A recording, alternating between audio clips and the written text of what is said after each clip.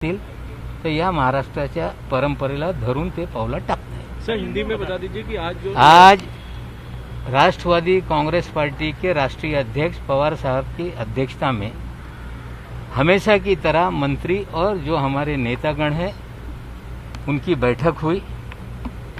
पहले भी इस तरह की बैठकें हर महीने में होती थी, लेकिन बीमारी के कारण 2 महीना बैठक नहीं हो पाई।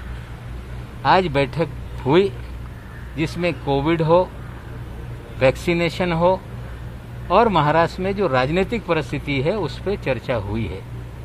चर्चा के दौरान मराठा आरक्षण, ओबीसी का जो राजनीतिक आरक्षण सुप्रीम कोर्ट के आदेश से निरस्त हुआ है वो विषय, और जो पिछड़ों का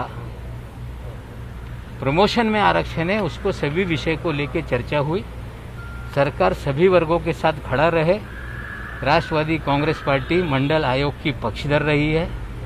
उस आरक्षण को कैसे दिया जाएगा उसके लिए मुख्यमंत्री जी की अध्यक्षता में अभी बैठक शुरू होने वाली है। मराठा आरक्षण के हम समर्थक रहे हैं। पिछड़ों को पदोन्नति को लेके आज एक मीटिंग हुई थी और हमारी भूमिका है सभी वर्गों को न्याय मिले इस तरह की है। लेकिन केंद्र द्वारा एक जो गंभीर विषय आ रहा है, जो बैंकिंग एक्ट है 1949 का, उसमें अमेंडमेंट करके जो जिला सहकारी बैंक है उनको खत्म करने का एक षड्यंत्र केंद्र की सरकार कर रही है। जो शहरी सहकारी बैंक है उनको खत्म करने का षड्यंत्र किया जा रहा है। जो निजी बैंक है उनको बढ़ावा देने के इस तरह का एक अमेंडमेंट केंद्र की सरकार लाना चाहती है, जिसको लेके आज तय हुआ कि सहकार मंत्री के अध्यक्षता में एक टास्क फोर्स बनेगा जिसमें तीनों पार्टी के मंत्री और नेता रहेंगे, इस क्षेत्र के विशेषज्ञ रहेंगे और कोई नया कानून बना के इस षड्यंत्र को नाकाम किया जा सकता है क्या, न्यायालय में जाकर रोका जा सकता है क्या। महाराष्ट्र में जो सारे कोऑपरेटिव बैंक देश में हैं उसमें 1/3 बैंक अकेले महाराष्ट्र के भीतर हैं। एक विषय गंभीर है, जब सहकार को मौलिक अधिकार के दायरे में सूची में लाया गया फंडामेंटल राइट के, फिर भी पीछे के दरवाजे से कोऑपरेटिव को ख़त्म करने का केंद्र का जो षड्यंत्र है उसे पूरी तरह से लड़ा जाएगा, मुकाबला किया जाएगा और सहकारिता को बचाया जाएगा। ये आज हम लोगों ने तय किया है। सर कल पवार साहब के साथ देवेंद्र फडणवीस की मुलाकात हुई, तो आज उन्होंने एक सूचक विधान देवेंद्र जी कल पवार साहब के निवास स्थान पे मिले।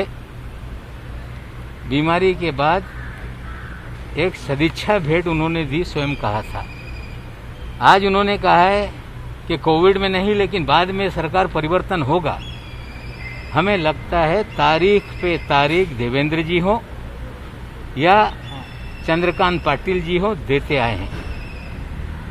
हम उनको इतना ही कहना चाहते हैं कि बंगाल के चुनाव के बाद ऑपरेशन लोटस के ऐलान किया गया था, लेकिन महाराष्ट्र में जब तक तीनों पार्टी एक साथ है कोई भी ऑपरेशन लोटस नहीं हो सकता। तीनों पार्टी एकजुट होकर एक मन से सरकार चला रही है। मुख्यमंत्री जी ने कहा था कि हम 5 साल के लिए नहीं 25 सालों के लिए हम साथ में आए हैं। तीनों पार्टी एक साथ है। 5 साल तो सरकार पूरा करेगी। आने वाले कई सालों तक महाराष्ट्र में भारतीय जनता पार्टी को मौका नहीं मिलेगा, ये सच्चाई है। लेकिन जो बयान वो दे रहे हैं उसका मुख्य कारण है कि बीजेपी के भीतर कांग्रेस एनसीपी से गए हुए कई विधायक हैं।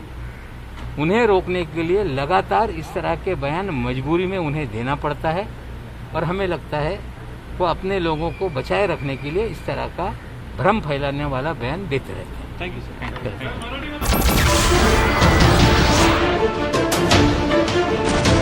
नमस्कार, मैं हूं मानक गुप्ता। अगर आपको हमारा ये वीडियो पसंद आया हो तो इसे लाइक और शेयर जरूर करें और हाँ, हमें सब्सक्राइब और फॉलो करना ना भूलें ताकि आप देश और दुनिया की कोई खबर मिस ना करें। तो जुड़े रहिए हमारे साथ और देखते रहिए न्यूज़ 24।